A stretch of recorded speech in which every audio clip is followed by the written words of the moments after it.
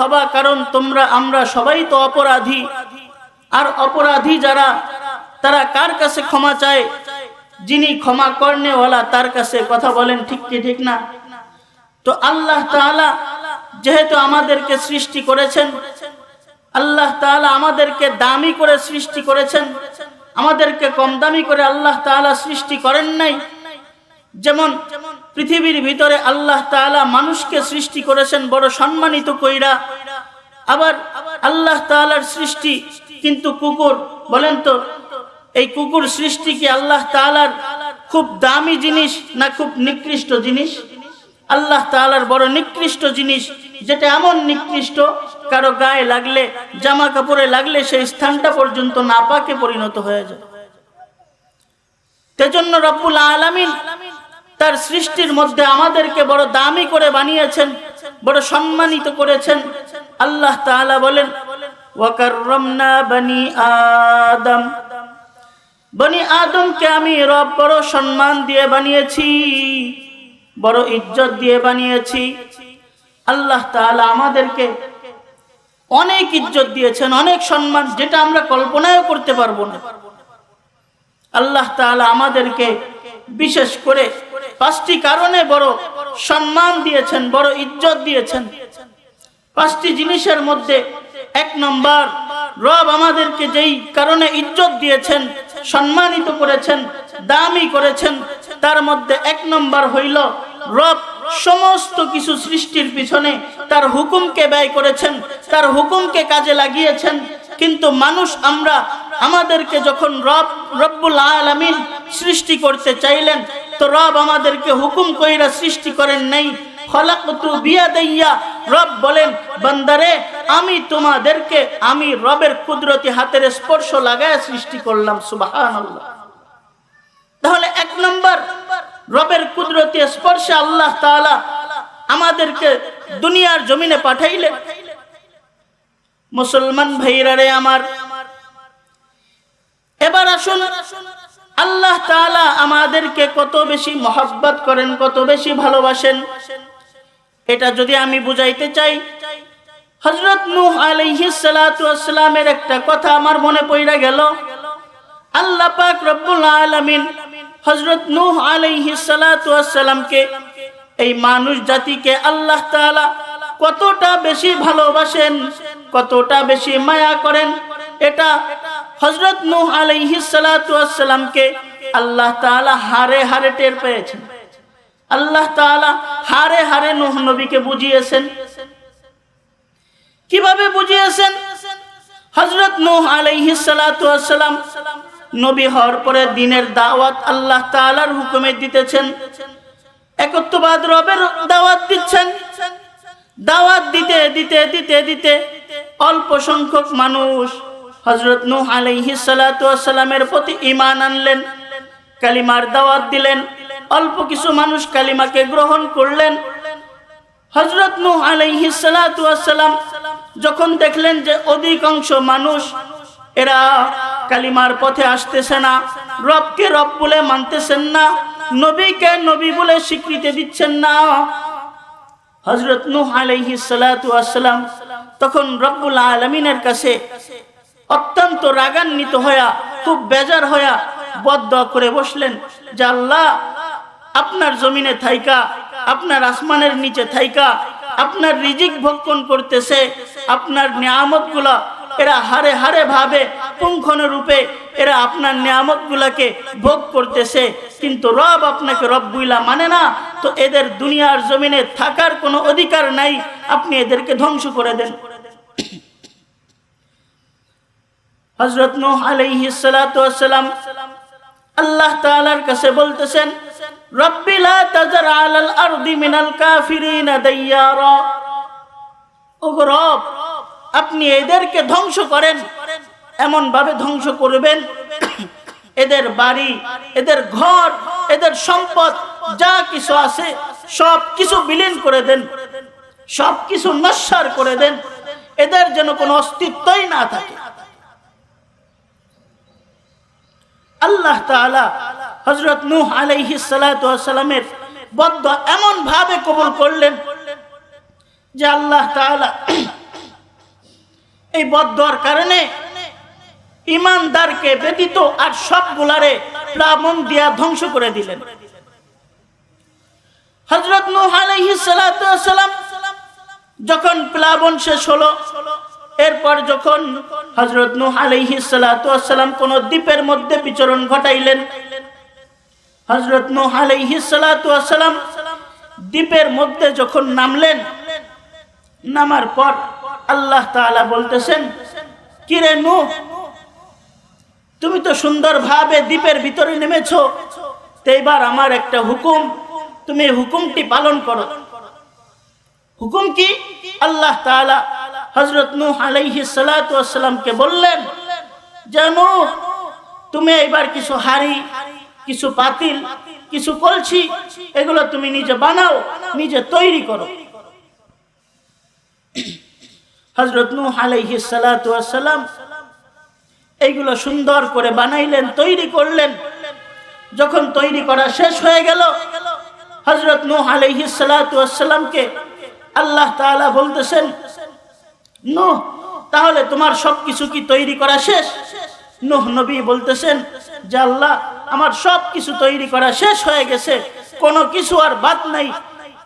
আপনি যা কিছু আদেশ করছেন আমি সবকিছু সুন্দরভাবে তৈরি করছি, তৈরি করে সেগুলোকে আমি শুকিয়েছি, রোদের তাপ দিয়ে দিয়ে পরিপক্ক করেছি।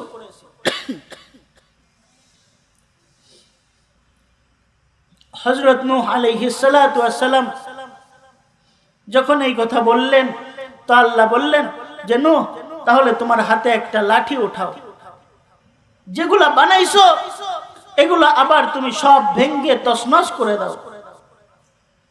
নূহ আলাইহিস সালাতু ওয়াস সালাম আল্লাহর হুকুমে সব ভেঙে শেষ করে দিলেন। যখন ভাঙ্গা শেষ হয়ে গেছে, হযরত নূহ আলাইহিস সালাতু ওয়াস সালাম এইবার মনটাকে কালো করে বেজার করে একটা জায়গায় বসে আছে। এমন কষ্ট লাগতেছে যে আল্লাহ বানাইতে আদেশ করলেন, বানানোর পরে আবার ভেঙে ফেলতে আদেশ করলেন, তো এত কষ্ট করে এত পরিশ্রম করে বানাইলাম, আবার ভাঙলাম, তা আমার তো কষ্ট অবশ্যই লাগতেছে। হযরত নূহ আলাইহিস সালাতু ওয়াস সালাম এক জায়গায় বসে চোখের পানি আস্তে আস্তে করে ঝরাইতেছে। আল্লাহ ডাক দিয়া বললেন, ওগো নূহ, তোমার চোখের কোণায় পানি দেখা যায়, কারণ কি বলো? কয় আল্লাহ, যেইগুলা বানাইছি এগুলা তো বানাইতে অনেক কষ্ট হয়েছে, আবার বাংলাম, আমার তো আরো কষ্ট হয়েছে। আল্লাহ তাআলা তখন ডাক দিয়া বলতেছেন, ও নূহ, তাহলে তোমার যদি এতটুকু করার কারণে তোমার যদি এত কষ্ট লাগে, এত ব্যথা লাগে, তাহলে আমি রব মানুষদেরকে খলাকতু বিয়াদাইয়া, আমি কুদরতি আল্লাহ তাআলা কুদরতি হাতের স্পর্শ করে মানুষকে সৃষ্টি করলেন, মানুষকে বানাইলেন। তুমি যখন তোমার এই পুতুলগুলা, হাড়িগুলা, পাতিলগুলা যখন তুমি ধ্বংস করলে, নূহ তখন কি কোনো কিছু তোমার কাছ থেকে দৌড়ে ভাগতে গেছে? কয় আল্লাহ না।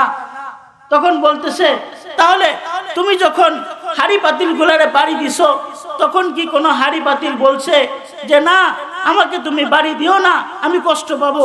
বলে না, তাও তো বলে নাই। বলে তাহলে যদি না বলে, আমি যে এই বান্দাগুলারে সৃষ্টি করেছি, এই বান্দাগুলা যখন আমি ধ্বংস করতে গেলাম, যখন আমি প্লাবন দিলাম, তখন অনেক বান্দাগুলা চোখের পানি ঝরাইছে, অনেক বান্দাগুলা তখন কান্নাকাটি করছে, অনেক বান্দা তখন আমি রবের কাছে বলছে যে রব, আপনি আমাদেরকে বাঁচান, এই গজব থেকে বাঁচান, গজব থেকে হেফাজত করেন।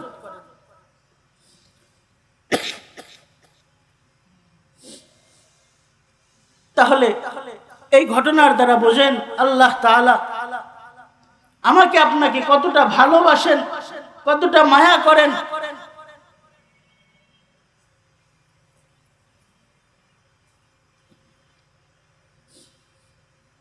কতটা ভালোবাসেন, কতটা মায়া করেন, যে আল্লাহ তাআলা যখন আমাদেরকে ধ্বংস করে দিলেন, এই সময়ও আল্লাহ তাআলা আমাদের বেদনা দেখে দেখে আল্লাহ তাআলার দিলে কষ্ট লাগে, মায়া লাগে।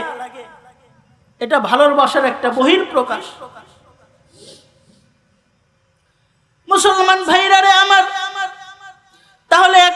বুঝতে পারলাম আল্লাহ তাআলা তার কুদরতি হাতের স্পর্শে আমাদেরকে বানায় ধন্য করলেন, ইজ্জত দিলেন। এবার আসুন 2 নম্বর, আল্লাহ তাআলা আমাদেরকে পয়গম্বর আলাইহিস সালাতু ওয়াস সালাম মুহাম্মদুর রাসূলুল্লাহ সাল্লাল্লাহু আলাইহি ওয়াসাল্লামকে আমাদের মাঝে দান করে শেষ নবীর উম্মত হিসেবে ধন্য করলেন এবং ইজ্জত দিলেন। কেমন ইজ্জত দিলেন? পূর্বেকার জামানার উম্মতেরা যখন গুনাহ করত, গুনাহ করা তো দূরের কথা, যখন গুনাহ করার জন্য নিয়ত করত, এই নিয়ত করার পরে যদি গুনাহ নাও করছে তো নিয়ত করার সাথে সাথে পূর্বেকার জামানার উম্মতদের আমলনামায় গুনাহ লেখা হয়ে গেছে। কিন্তু এই জামানার উম্মতদের সময় কি হলো, যে উম্মতরা যদি নিয়ত করে, নিয়ত করার পরে যদি গুনাহ করে, নিয়ত করলেও তো গুনাহ লেখা হয় না, যদি গুনাহ করে গুনাহ করার পরেও লেখা হয় না, এর গুনাহ যখন করা হয়ে যায় ফেরেশতারা বলে রব বান্দা তো গুনাহ করছে, এবার কি লিখবো? আল্লাহ বলে দেখো বান্দা তো আমার নবীর উম্মত, আখিরি জামানার আমার পয়গম্বরের উম্মতেরা, এদের গুনাহগুলা এখনো লেখো না, একটু সময় দাও, দেখো তওবা করেন। তা আমরা দেখেন কত ধন্য হয়েছি নবীর উম্মত হতে পেরে, যে আল্লাহ তাআলা আমাদের নিয়ত করার সাথে সাথে গুনাহগুলো লেখার আদেশ দেন না। তাহলে মুসলমান ইমানদার, আমাদের নবী শুধু আমার আপনার জন্য রহমত না, আমাদের নবী গোটা জাতির জন্য রহমত। যত স্থানে আল্লাহ তাআলা রব্বুল আলামিন, তত স্থানে নবী মুহাম্মদুর রাসূলুল্লাহ সাল্লাল্লাহু আলাইহি ওয়াসাল্লাম রাহমাতুল লিল আলামিন। আল্লাহ তাআলা বলেন ওয়ামা আরসালনাকা ইল্লা রাহমাতাল লিল আলামিন। নবী হে গোটা জাতির জন্য, পৃথিবীর ভিতরে যত উম্মত আসবে, যত উম্মত আসছে সবার জন্য আপনি নবীকে রহমত হিসেবে আমি আল্লাহ তাআলা দুনিয়ায় পাঠাইলাম। এবার আসেন 3 নম্বর, আল্লাহ তাআলা আমাদেরকে 3 নম্বর কারণে বড় ইজ্জত দিলেন। সেই ইজ্জত হইল আল্লাহ তাআলা আমাদেরকে কোরআনুল কারীম নামক সংবিধান দান করেছেন। কোরআনুল কারীম এমন এক কিতাব, যেই কিতাব আল্লাহ তাআলা আমাদেরকে ধরার সৌভাগ্য দিয়েছেন, আমাদেরকে বুকে লাগানোর সৌভাগ্য দিয়েছেন, আমাদেরকে চুম্বন খাওয়ার সৌভাগ্য দিয়েছেন।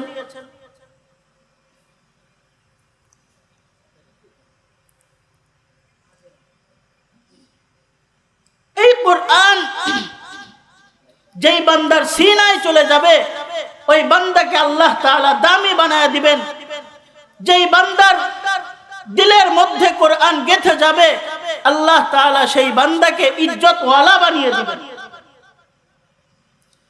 সামান্য বাংলাদেশের দিকে তাকাইলে দেখতে পারবেন যে কোরআনুল কারীম দিলে স্থান দেওয়ার কারণে হাফেজ তাকরিম শুধু বাংলাদেশের মধ্যে একজন সোনার ছেলে হিসেবে রূপান্তরিত হয় নাই, বহির বিশ্বের ভিতরে হাফেজ তাকরিমের ইজ্জত আল্লাহ বাড়িয়ে দিয়েছেন, হাফেজ নাজমুস সাকিবের ইজ্জত আল্লাহ তাআলা বাড়িয়ে দিয়েছেন।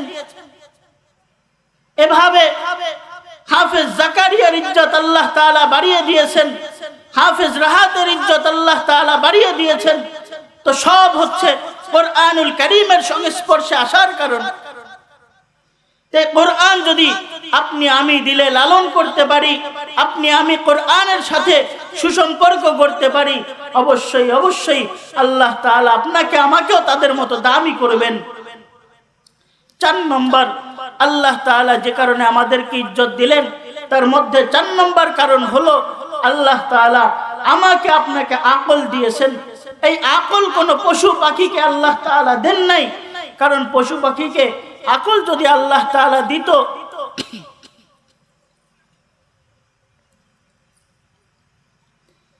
তাহলে গরু ছাগল 10 বছর আগে ঘাস খায়, এখনো ঘাস খাইতো না। ও বলতো আমার খাবারের রুলসটাকে ভিন্ন করে দাও। তার মানে বোঝা গেল গরু ছাগলের কোনো বিবেক নাই, কোনো আকল নাই। যেই আকল মানুষের মধ্যে দিয়েছে, যেই আকল আল্লাহ তাআলা ইনসানের মধ্যে দিয়েছে, ইনসানের ভিতরে আল্লাহ তাআলা আকল নামক সম্পদ দিয়েছে বিদায় ইনসানরা ভালোটা ভালো চিনে, মন্দটা মন্দ চিনে, রাতকে রাত চিনে, দিনকে দিন চিনে, যেটা গুনাহ সেটারে গুনাহ চিনে, যেটা নেক সেটা সেই নেককে নেক চিনে। মুসলমান ভাইরা রে আমার, 5 নম্বর যেই কারণে আল্লাহ তাআলা আমাদেরকে ইজ্জত দিলেন, সম্মান দিলেন, 5 নম্বর কারণ হইল ইচ্ছা শক্তি। এই ইচ্ছা শক্তি আল্লাহ তাআলা কোন ফেরেশতাদেরকেও দেন নাই। আল্লাহ তাআলা শুধুমাত্র মানুষকে ইচ্ছা শক্তি দিয়েছেন। আল্লাহ তাআলা ফেরেশতাদেরকে হুকুম করলেন, এ ফেরেশতার দল, তোমরা সিজদায় লুটিয়ে যাও। ওই ফেরেশতারা কিয়ামত পর্যন্ত সিজদায় লুটিয়ে থাকবে, কোনো কেউ আর উঠবে না। যারে বললেন তুমি রুকুতে যাও, ও কিয়ামত পর্যন্ত রুকুতে থাকবে। তার মানে বোঝা গেল ফেরেশতাদেরকে ইচ্ছা শক্তি আল্লাহ দেন নাই, আমাদেরকে আল্লাহ তাআলা ইচ্ছা শক্তি নামক দৌলত দান করেছেন। ইচ্ছা শক্তি নামক দৌলত দিয়েছে বিদায় আমরা দেখা যাচ্ছে এই মাহফিলের ময়দানে আসছি না, দোকানে বসে রয়েছি। আর যদি আমাদেরকে আল্লাহ তাআলা বাধ্য করতেন যে ময়দানে তোর থাকতেই হবে, তো আমরা ময়দানে বসেই থাকতাম, উঠতে পারতাম না। তো মুসলমান, এই যে মানুষ, এই মানুষদেরকে আল্লাহ এত ইজ্জত দিয়েছে, ফেরেশতারা যদি সকাল থেকে সন্ধ্যা পর্যন্ত রবের তাসবিহ জপতে থাকে, সুবহানাল্লাহ, আলহামদুলিল্লাহ, লা ইলাহা ইল্লাল্লাহ, এইভাবে যদি সকাল থেকে সন্ধ্যা অবধি ফেরেশতারা তাসবিহ জপতে থাকে, আর এই গুনাহগার বান্দা যদি শুধুমাত্র 24 ঘন্টার মধ্যে গুনাহের কারণে 1 ফোঁটা চোখের পানি ঝরাইতে পারে, হায় এই গুনাহগার উম্মতের চোখের পানি 1 ফোঁটার দাম ফেরেশতাদের সকাল সন্ধ্যা তাসবিহ থেকেও দামি। সুবহানাল্লাহ। এজন্য সদা সর্বদা নেক আমলের মধ্যে দিন পরিচালনা করবেন, সদা সর্বদা বেশি বেশি নেক আমল করবেন। আল্লাহ তাআলা আমাদের সকলকে সদা সর্বদা নেক আমলের মধ্যে নিমজ্জিত থাকার তৌফিক দান করুন, আমিন। তো মুসলমান ভাইরা রে আমার, এবার আসুন, আল্লাহ তাআলা আমাদেরকে এই দুনিয়ায় পাঠিয়েছেন। এই দুনিয়ার সফর একদিন আল্লাহ তাআলা শেষ করে দিবেন। দুনিয়ার সফর আমাদের যখন শেষ হয়ে যাবে, তো আমরা কোথায় চলে যাব? আমরা কবর জগতে পাড়ি দিব। তো কবর জগতে যখন আমরা পাড়ি দেব, এই কবর জগতে পাড়ি দেওয়ার আগেই আমরা যদি নাফরমানকৃত বান্দা হই, নামাজ না পড়ি, ইবাদত না করে থাকি, তা আমাদের মৃত্যুর আগেই এত সাজা হবে, যেটা পয়গম্বর হযরত ইব্রাহিম আলাইহিস সালাতু ওয়াস সালাম তিনি একটা নজির দেখিয়ে দিয়েছেন। পয়গম্বর হযরত ইব্রাহিম আলাইহিস সালাতু ওয়াস সালাম মালাকুল মউত আজরাইলকে ডেকে ডেকে বলে, ভাই আজরাইল, তুমি নাফরমান মানুষের সামনে এবং দিনদার মুত্তাকি মানুষের সামনে যখন জান কবজ করার জন্য উপস্থিত হয়ে যাও, ওই মুহূর্তে উভয় জনের জান কবজ করার সময় তোমার সুরত কি একরকম থাকে নাকি ভিন্ন রকম হয়ে যায়? তো মালাকুল মউত আজরাইল কয়, যেই বান্দা ঈমানের সাথে দুনিয়ার জমিনের সফর শেষ করবে, ওই বান্দার জানটা কবজ করতে যখন আমি যাই, তো ওই বান্দার সামনে আমি সুন্দর আকৃতি নিয়ে চলে যাই, এমন আকৃতি যে বান্দা আমাকে দেখা হাস্যোজ্জ্বল চেহারা নিয়ে দুনিয়ার সফর শেষ করার জন্য অগ্রগামী হয়ে যায়। এরপরে বলতেছে, যখন তুমি নাফরমান বান্দার জান কবজ করতে যাও, তখন কোন রূপ নিয়ে যাও? তখন বলে, না, তার সামনে আমি এমন ভয়ঙ্কর আকৃতিতে যাই, যেটা দেখা ওই বান্দা আমার কাছে আসা হইতে পলায়ন করতে থাকে, ভাগতে থাকে, লুকাইতে থাকে। পয়গম্বর ইব্রাহিম আলাইহিস সালাতু ওয়াস সালাম ডেকে বলেন, তাহলে আমারে তোমার নেককারের সুরত দেখানোর প্রয়োজন নাই, নাফরমানের সামনে তুমি যেভাবে যাও, আমার সামনে তুমি সেই আকৃতিটা একটু জাহির করো। পয়গম্বর ইব্রাহিম আলাইহিস সালাতু ওয়াস সালামকে মালাকুল মউত আজরাইল কয়, ভাই, আল্লাহর কসম, আপনি এটা সহ্য করতে পারবেন না, বরদাস্ত করতে পারবেন না। বলে, না না, তোমার এটা দেখাইতে হবে, তুমি দেখাও, আমি দেখতে চাই। তো মালাকুল মউত আজরাইল নিজের সুরতকে পরিবর্তন কইরা মালাকুল মউত আজরাইল তখন নাফরমান ব্যক্তির জান কবজ করতে যায় যেই সুরতে, ওই সুরতটা ধরছে। তো ধরার সাথে সাথে পয়গম্বর ইব্রাহিম আলাইহিস সালাতু ওয়াস সালাম চিৎকার মেরে জমিনের উপরে বেহুশ হয়ে পড়ে গেছে। কিছু সময় পর যখন হুশ ফিরছে, তো আল্লাহর দরবারে মুখটাকে আসমানের দিকে কইরা ডাক দিয়া বলে, আল্লাহ 30-40-50 বছর যদি কোন নাফরমান বান্দা নামাজও না পড়ে, বেপরদায় চলে, আর সারা জীবন যদি গুনাহ করে, এই আল্লাহর বান্দা যখন মৃত্যু সজ্জায় সজ্জিত হয়ে যায়, আর মালাকুল মউত আজরাইলের যে সূরত আমি দেখলাম, ওই বান্দার জন্য জাহান্নামের সাজা লাগে না, ওই বান্দার জন্য জাহান্নামের সাজার প্রয়োজন হয় না। মৃত্যুর সময় ভয়ঙ্কর রূপ দেখলে তার যতটা কষ্ট হয়, যতটা ব্যথা পায়, আমি মনে করি জাহান্নামের সাজার থেকে ওই বান্দার মৃত্যুর আগেই জাহান্নামের সাজা ভোগ করা হয়ে যায়। তাহলে খালি মরার পরে জাহান্নামের সাজা না। যদি নামাজ না পড়েন, রোজা না রাখেন, বেপরদায় চলেন, আল্লাহর হুকুমের বরখিলাপি হয়ে চলেন, দুনিয়ার জমিনে যদি সুদ খান, দুনিয়ার জমিনে যদি ঘুষ খান, আল্লাহর ফরমাবরদারকৃত বান্দা এবং বান্দি আপনি না হতে পারেন, মুসলমান ভাইরা রে আমার, তাহলে মৃত্যুর আগেই আপনার আমার কবরে যাওয়ার আগেই জাহান্নামের সাজা ভোগ করার একটা ফয়সালা হয়ে যায়। মুসলমান ভাইরা রে আমার, এইবার আসেন, যখন কবরে চইলা যাব, কবরে যাওয়ার পর ওই কবর প্রত্যেক দিন আমাদেরকে তার পেটে নেওয়ার আগেই সতর্ক করে, আনা বাইতুল ওয়াহদা, এ দুনিয়ার মানুষ, আমি কবর কিন্তু একাকী ঘর, আনা বাইতুত তুরাব, হে দুনিয়ার মানুষ, আমি কবর কিন্তু মাটির ঘর, আনা বাইতুদ দুদ, হে দুনিয়ার গোলাম, আমি কবর কিন্তু পোকামাকড়ের ঘর, আনা বাইতুল গুরবা, এ দুনিয়ার গোলাম, আমি কবর কিন্তু অপরিচিত ঘর। নিজের ঘরের ভিতর যখন তুমি ঢোকো, যখন তুমি প্রবেশ করো, তুমি তোমার ঘরে ঢোকার সময় বুঝতে পারো আমি সামনের দরজা দিয়ে ঢুকেছি, আমি পেছন দিকের দরজা দিয়ে বের হব, কিন্তু হায় হায়, আনা বাইতুল গুরবা, আমি কবর কিন্তু এমন অপরিচিত ঘর, যেই কবরের ভিতরে ঢুকবা, কবরের ডান পাবা না, কবরের বাম পাবা না, কবরের জানালা পাবা না, কবরের মধ্যে দরজাও পাবা না, কবরের ভিতরে সাথীও পাবা না, কবরের ভিতরে বাতিও পাবা না। কবরের ভিতর যদি তোমার নেক আমল থাকে, তোমার কবরকে আল্লাহ তাআলা নূরে নূরান্বিত করে দিবে। কবরের মধ্যে যদি তোমার আমল নিয়ে শুইতে না পারো, তোমার কবরকে আল্লাহ তাআলা জুলমাত দিয়া, অন্ধকার দিয়া পরিপক্ক কইরা দিবে।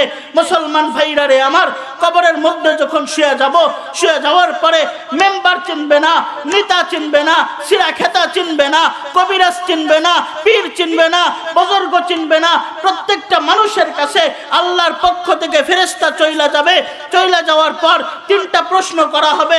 1 নম্বর প্রশ্ন, রবের পরিচয় দাও। দিতে যদি না পারো, কবরের মধ্যে শাস্তি শুরু। দিতে যদি পারো, কবরের মধ্যে নেক আমলের মাধ্যমে আল্লাহ তাআলা জান্নাতের ফয়সালা করবে। যখন কোন নেককার বান্দা কবরে শুয়ে যাবে, যখন বলা হবে রবের পরিচয় দাও, তখন নেককার বান্দা হাসতে হাসতে উত্তর দিবে, রব্বুন আল্লাহ, আমার রব আল্লাহ। যখন কোন নেককার বান্দা কবরের মধ্যে শুয়ে যাবে, 2 নম্বর প্রশ্ন করা হবে, ধর্মের পরিচয় দাও। বান্দা সুন্দর কইরা বইলা দিবে, দিন ইয়াল ইসলাম, আমার ধর্ম ইসলাম। বান্দার কাছে যখন 3য় প্রশ্ন ছুড়ে দেওয়া হবে, বান্দা তখন সুন্দরভাবে বলে দিবে, হায়, আমার 3য় নম্বর প্রশ্ন ছিল এমন যে আমার নবীর সূরতকে আমার বান্দাদের সামনে সুন্দর করে দেখাবে। দেখানোর পরে বলবে, এই যে তোমার সামনে যেই ব্যক্তিকে ছবি দেখানো হচ্ছে, বলো তোমার পয়গম্বর কে ছিল, তোমার নবী কে ছিল, ইনাকে কি তুমি চেনো? তখন বান্দা যদি ইমানদার হয়ে যায়, বান্দা নবীর ছবি দেখাই ডাক দেয়া বলবে, হাজা রাসূলুনা, হাজা নবিয়ুনা, হাজা হাবিবুনা। এই তো আমার পয়গম্বর, এই তো আমার নবী, এই তো আমার রাসূল, যার জন্য, যার সুন্নাত আদর্শ নিজের জিন্দেগির মধ্যে লালন করার জন্য কত মানুষের খারাপ কথা শুনেছি, কত মানুষের নিকৃষ্ট কথা শুনেছি। মানুষ বলছে যে অল্প বয়সে দাড়ি রাখছে, সেই ব্যক্তিটা চাচা হয়ে গেছে। আরে অনেকের কথাতে এমনও শোনা যায় যে দাড়ি বড় হয়েছে বিদায় বৌদি কয় না তোমারে স্বামী হিসেবে গ্রহণ করবে না। কত বড় কপাল পোড়া টের পান। বিদায় কয় উনি মুরব্বী হয়ে গেছে, ওনার সংসার আমি করব না। মুসলমান ভাইরা রে আমার, তাহলে কবরে যখন এই তিনটা প্রশ্নের জবাব কোন নেককার বান্দা দিবে, দিয়া দেওয়ার পর কবরের মধ্যে আল্লাহর পক্ষ থেকে সুন্দর করে একটা জব চলে আসবে, সাদাকাতা আব্দি, আমার বান্দা সত্য বলছে, আমার বান্দা সত্য বলছে। ফাফরিশুহু মিনাল জান্নাহ, বান্দার কবরের মধ্যে জান্নাতের বিছনা বিছায়া দাও। ওয়ালবাসুহু মিনাল জান্নাহ, বান্দার কবরের মধ্যে, বান্দার শরীরের মধ্যে জান্নাতের পোশাকটা পরায়া দাও। ফাফরিশুহু মিনাল জান্নাহ, কবরের মধ্যে জান্নাতের বিছনা ওয়ালবাসুহু মিনাল জান্নাহ, কবরের বান্দার শরীরের মধ্যে জান্নাতি পোশাকটা পরায়া দাও। আফতাহু লাহু বাবান ইলাল জান্নাহ, বান্দার কবর বরাবর জান্নাতের দরজার গেট খুলে দাও। সুবহানাল্লাহ। বান্দা যখন খারাপ ব্যক্তি হবে, নামাজ নাই, আমল নামায় রোজা নাই, পর্দা নাই, হালাল নাই, হারাম নাই, বান্দা এমন ব্যক্তি যখন ইন্তেকাল করবে, যখন বান্দার কাছে প্রশ্ন করা হবে তোমার রবের পরিচয় দাও, বান্দা তখন ডাক দিয়ে বলবে হা হা লা আদরি, আমি তো রবরে চিনি না, নাউজুবিল্লাহ। যখন দ্বিতীয় নম্বর প্রশ্ন করা হবে তোমার ধর্মের পরিচয় দাও, বান্দা ডাক দিয়া ভীত সন্ত্রস্ত হইয়া চোখগুলারে উল্টায় পাল্টায় বান্দা ডাইকা বলবে লা আদরি, আমি তো আমার ধর্ম কেউ চিনি না, আমার ধর্ম কি ছিল জানা নাই। একই ভাবে তৃতীয় নম্বর প্রশ্ন নবীর ছবি দেখায় বলবে এই যে কে বলো, তখন ডাইকা বলবে হা হা লা আদরি, আমি না কেউ চিনি না, নাউজুবিল্লাহ। কপালটা পুইরা যাবে সাথে সাথে। যখন কপালটা পুইরা যাবে, রবের পক্ষ থেকে কবরের মধ্যে আওয়াজ দেওয়া হবে কাযাবতা আব্দি, এই বান্দা মিথ্যা বলছে, এ সত্য বলে নাই। ফাফরিশুহু মিনান নার, এই বান্দার কবরের মধ্যে জাহান্নামের বিছনা বিছায়া দাও। ওয়ালবাসুহু মিনান নার, বান্দার কবরের মধ্যে, বান্দার শরীরের মধ্যে জাহান্নামী পোশাকটা পরায়া দাও। আফতাহু লাহু বাবান ইলান নার, বান্দার কবর বরাবর জাহান্নামের ভয়ঙ্কর সাজার দ্বারকে উন্মুক্ত করে দাও, দ্বার খুলে দাও। তো বান্দার কবরে সাজা শুরু হয়ে যাবে। শুধু নাফরমান বান্দার সাজা শুরু হবে না, ওই কবরের মধ্যে, নাফরমান বান্দার কবরের মধ্যে আল্লাহ তাআলা দুইজন ফেরেশতা পাঠাবে, আ'মা ওয়া সাম্মু। এক নম্বর এক ব্যক্তি, একজন ফেরেশতা থাকবে অন্ধ, আর একজন ফেরেশতা থাকবে বধির। তাদের হাতের মধ্যে এমন বড় একটা হামান থাকবে, মুগুর থাকবে, যে মুগুরটা দিয়া এমন ভাবে আঘাত করবে, আঘাত করার সাথে সাথে সাতবক জমিনের নিচে গাইরা যাবে, আবার টাইনা উঠাবে, আবার বাড়ি দিবে, আবার গাইরা যাবে, আবার উঠাবে। এইভাবে তাদেরকে জাহান্নামের সাজা কবরের মধ্যে দিতে থাকবে। অতএব মুসলমান, জাহান্নামের ভয় দিলে লালন করেন, এখনো পর্যন্ত সময় আছে, এখনো নিজের ঈমানকে মজবুত করেন, এখনো সময় আছে, এখনো নিজের দিলকে পরিপক্ক করেন ঈমানের মাধ্যমে। আল্লাহ তো বলছেন ওয়াসারিউ ইলা মাগফিরাতিম মির রাব্বিকুম, এ বান্দার দল, এ বান্দির দল, এখনো গুনাহ আমল নামাই নিয়ে রাত্রি যাপন কিভাবে করিস, বরঞ্চ এখনো নিজের গুনাহের কারণে রবের ক্ষমার দিকে দৌড়া, রবের ক্ষমার দিকে অগ্রসর হ। হায়, আমরা টিভির দোকানের দিকে দৌড়াই, আমরা নাচ গানের ময়দানের দিকে দৌড়াই, কিন্তু রব যে বলছেন ওয়াসারিউ ইলা মাগফিরাতিম মির রাব্বিকুম, রবের ক্ষমার দিকে দৌড়াও, তা আমরা দৌড়াইতেছি, তা আমরা দৌড়াই না। মুসলমান ভাইরা রে আমার, জাহান্নামের ফিকির হযরত ওমরের ভিতরে কেমন ছিল, জাহান্নামের ফিকির জান্নাতি সার্টিফিকেট প্রাপ্ত সাহাবী হযরত আবু বকরের ভিতরে কেমন ছিল, আমাদের ভিতরে নাই। হযরত ওমর ফারুক রাদিয়াল্লাহু তাআলা আনহু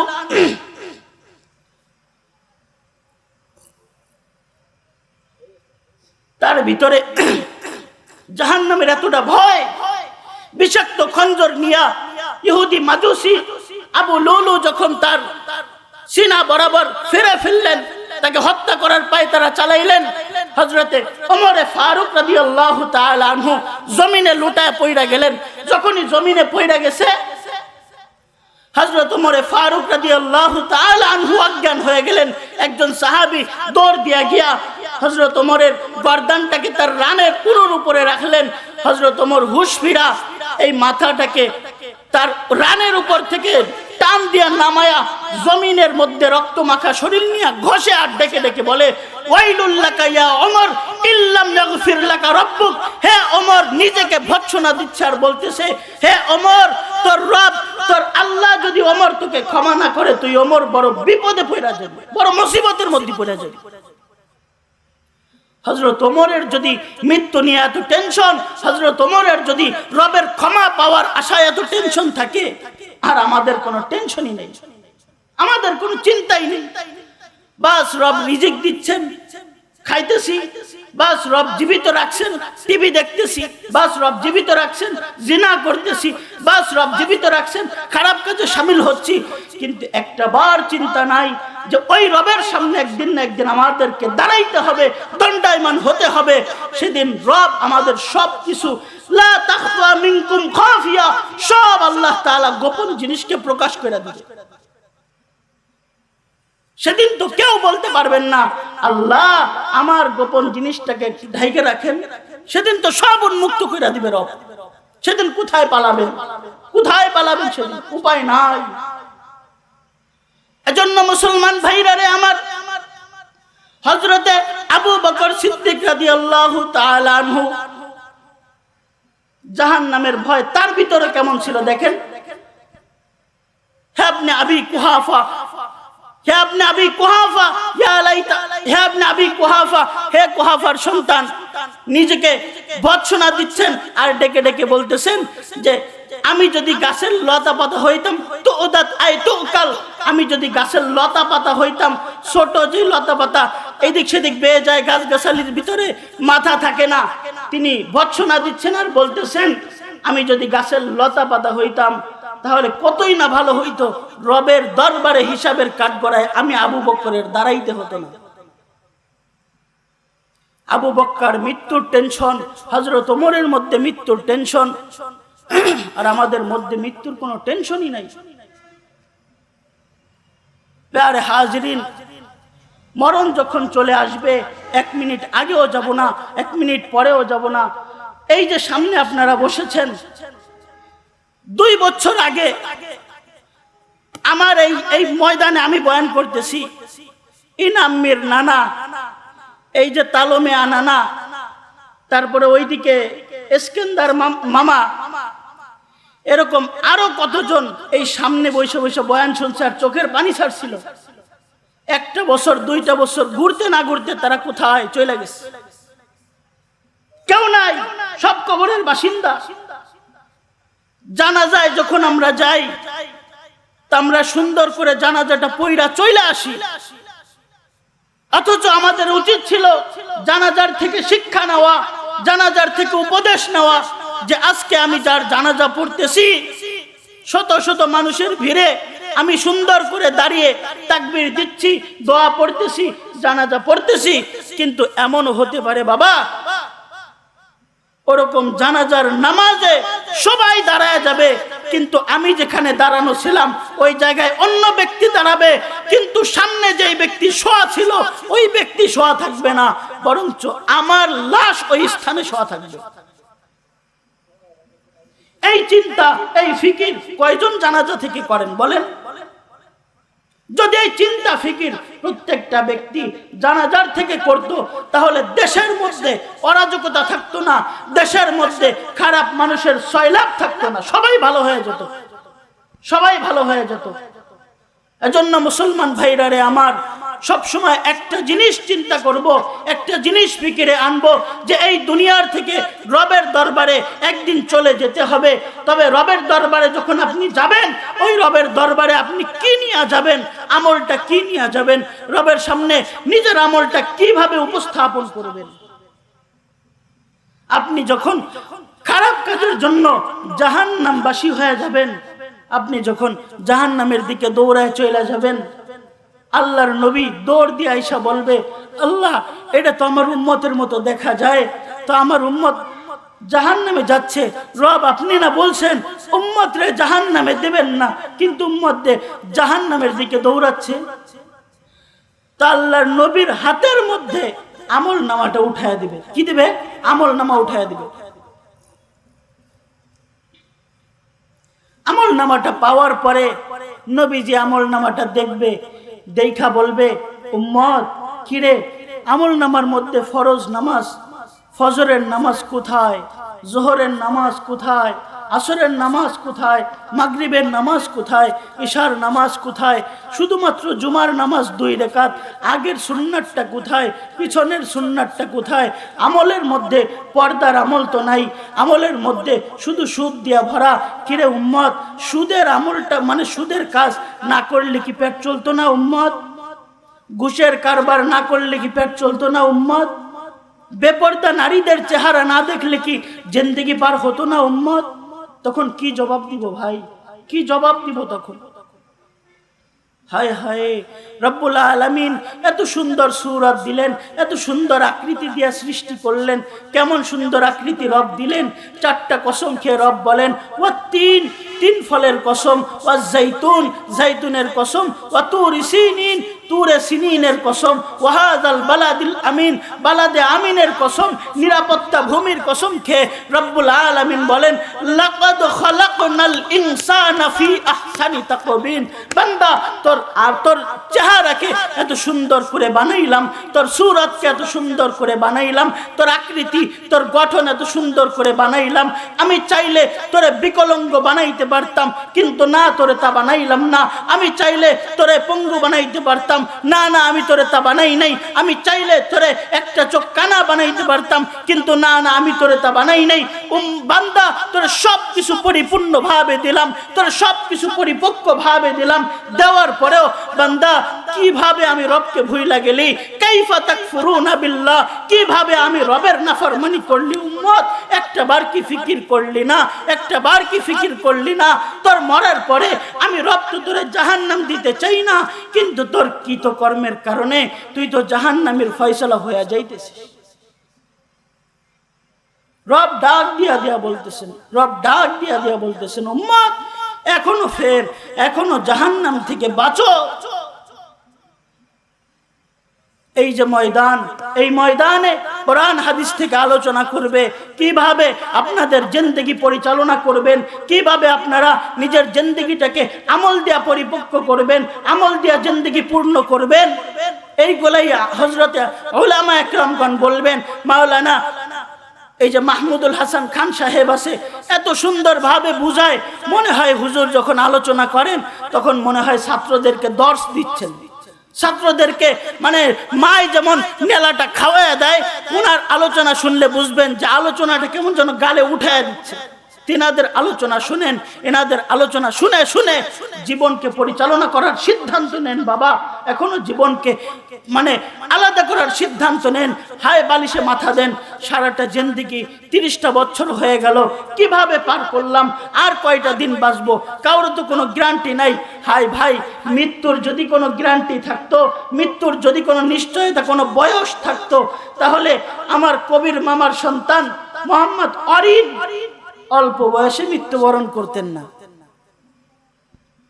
একদম অল্প বয়স, একদম অল্প বয়স, এখনো বালেগ হয় নাই, রবের ডাকে চলে গেছে। ও মুসলমান ভাইরা রে, এই যে পোলাপানের মতো মানুষ, এরাও চইলা যাবে। এমনও হইতে পারে আমার দাদারা বাইচা থাকবে, আমরা চইলা যাব, এমনও থাকবে বাপ বাইচা থাকবে, সন্তান হারায়া যাবে, এমন হইবে দাদা দাদি বেঁচে থাকবে, নাতি পুতারা হারায়া যাবে। মুসলমান ভাইরা রে আমার, মৃত্যুর কোনো বয়স নাই। ও মায়েরা, মৃত্যুর বয়স নাই, এখনো নিজের জিন্দেগি সতর্ক হয়ে যান। আম্মা জান খাদিজা রাদিয়াল্লাহু তাআলা আনহা যখন দুনিয়ায় জীবিত রয়েছেন, তখন আল্লাহর নবীর কাছে শাড়ি চুরি দাবি করে নাই। আল্লাহর নবীর কাছে বলছে, ইয়া রাসূলুল্লাহ, আমি আপনার কাছে 3টা জিনিস চাই। মা বোনেরা ভালো কইরা শুনেন, 3টা জিনিস চাই। 1 নম্বর জিনিস, ইয়া রাসূলুল্লাহ, আমি খাদিজা যখন ইন্তেকাল করব, আমার ইন্তেকালের পরে আপনি আমার কাফনের কাপড় কেনার জন্য বাজারে চইলা যাবেন না। আপনার গায়ে যেই কাপড়টা থাকবে, যেই জুব্বাটা থাকবে, আমি খাদিজা চাই আপনার গায়ের জুব্বাটা আমার কাফন হোক। নবী ডাক দিয়া বলেন, খাদিজা কেন তোমার এই চাহিদা? বলে ইয়া রাসূলুল্লাহ, আমি বিশ্বাস করি আপনার গায়ের সাথে যে জুব্বা মিশেছে, ওই জুব্বা যদি আমার গায়ে থাকে, কবরের মাটি আমার উপর আযাব দিতে সাহস পাবে না।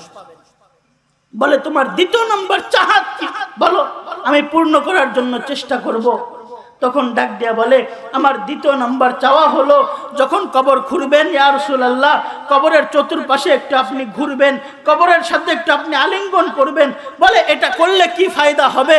বলতেছে এটা আপনি এজন্য করবেন, কবর আমি শুনেছি আলেমরা বয়ান করছে, আপনি তো আপনার সাহাবা একরামদেরকে বলেছেন কবরের মাটি নাকি নাফরমান বান্দা, গুনাহগার বান্দারে এমন চাপ দিবে, যে চাপের কারণে একটা হাড়ের ভিতরে আরেকটা হাড় চইলা যাবে, ডানের হাড় বামে চইলা আসবে, বামের হাড় ডানে চইলা যাবে।